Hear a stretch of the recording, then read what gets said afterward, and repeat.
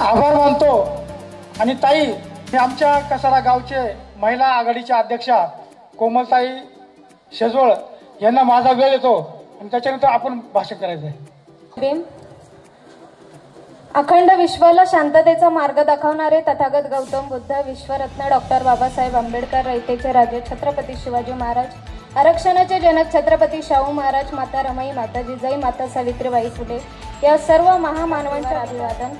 व्यासपीठावर उपस्थित सर्व सन्माननीय पदाधिकारी, आरपीआयचे सर्व कार्यकर्ते, आलेले प्रमुख पाहुणे, तसेच माझ्या बंधू आणि भगिनींना सर्वांचे स्वागत। आज दिनांक 4 सप्टेंबर या दिनानिमित्त आरपीआयचा महिला मेळावा आयोजित करण्यात आलेला आहे। तसंच कसाऱ्यामध्ये आरपीआयची महिला आघाडीची टीम देखील एक निवड करण्यात आलेली आहे।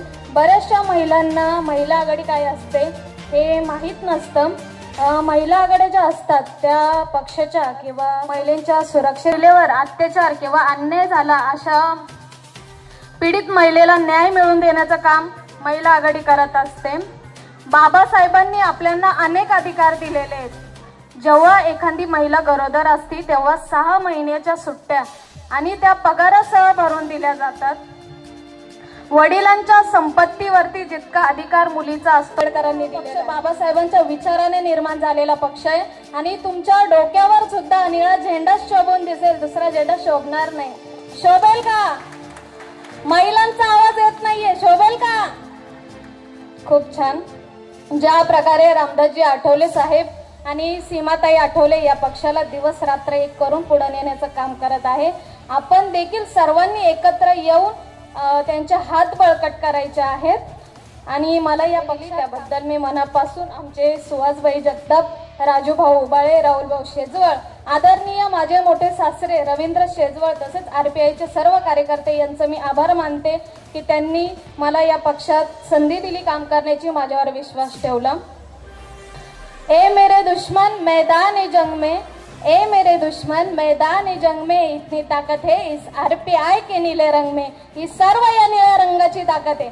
जय भीम, नमो बुद्धाय, जय संविधान। परमपूज्य डॉक्टर बाबासाहेब आंबेडकर, महाराष्ट्राचे आराध्य दैवत राजे छत्रपती शिवाजी महाराज, आदिवासींचे राजे भगवान बिरसा मुंडा, शिक्षणाची देवता माता सावित्रीबाई फुले यांच्या विचारांना वंदन करतो।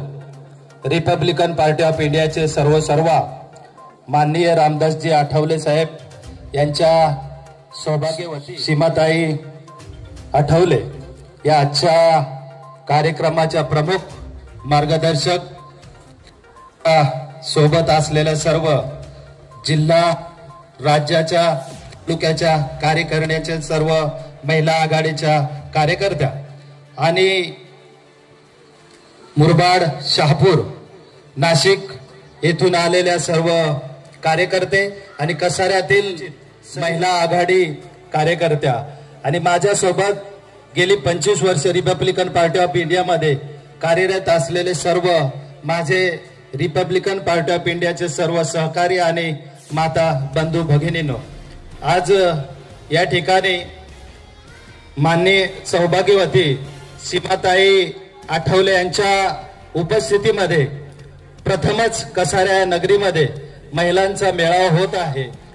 निमंत्रित करण्यासाठी खूप दिवस झाले प्रयत्न करतायत ते आमचे सुहासभाई जगताप, राजूभाई उबाळे आणि संतोषबाई करडक आणि त्यांच्याबरोबर असलेले सर्व सहकारी।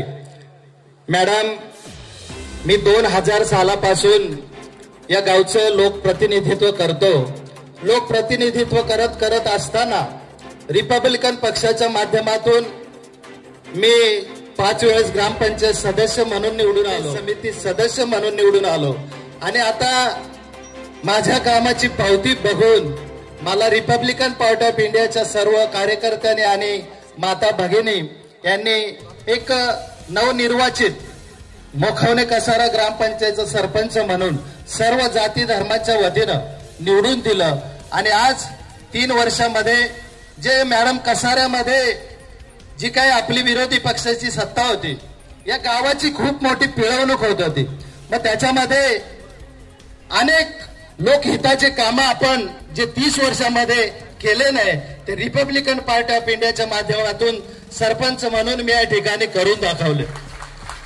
मग त्याच्यामध्ये आज एवढ्या मोठ्या गावाला मॅडम ओपन जिम सारखं म्हणजे लोकांना त्यांचं आरोग्य सुदृढ राहावं म्हणून ओपन जिम सुद्धा नव्हती. तर आपण आपल्या पक्षाच्या माध्यमातून नगरीमध्ये सर्वप्रथम ओपन जिम बनवण्यात आले आणि आज सर्वजण त्या ओपन जिमचा आनंद घेत आहेत. दुसरा विषय, या कसारा गावामध्ये जो सेंटर आहे त्या सेंटरमध्ये पिण्याचं पाण्याचं फिल्टर आम्ही एका कंपनीकडून खूप मोठं असं चांगलं सुंदर असं फिल्टर त्या ठिकाणी बसवलेलं आहे. दुसरा सगळ्यात दुःखाचा विषय आणि जिव्हाळ्याचा विषय की या गावाला गेल्या 14 स्मशानभूमी नव्हती आणि ती स्मशानभूमी बनवण्यासाठी आजही मी कोर्टामध्ये जातोय.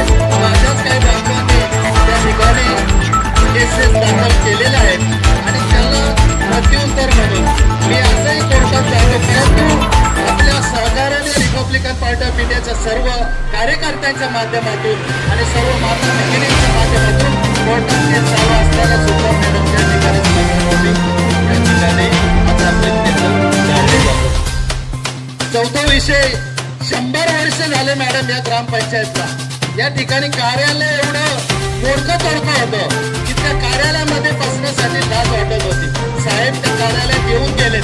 त्या दिवशी साहेब कार्यालयात येऊन गेले त्या दिवशी मी संकल्प केला की या ठिकाणी एक भव्य दिव्य असे इमारत उभी करेल आणि आज मॅडम आपल्या 2 मजली इमारतीचं 1 कोटीचं काम चालू आहे सध्या. या ठिकाणी हवेला एक स्मशानभूमी होती मॅडम. गेले 30 वर्षे लोकांना पावसाळ्यामध्ये त्या ठिकाणी प्रेत नेता येत नव्हतं. एकदम क्षुल्लक गोष्ट होती. 5 लाख रुपये फक्त त्या ठिकाणी निधीची आवश्यकता होती. मी सरपंच झाल्या त्या ठिकाणी 5 लाख रुपये वापरले आणि आज त्या हायवेच्या स्मशानभूमीवर डायरेक्ट अँब्युलन्स जाते. त्या ठिकाणी प्रेत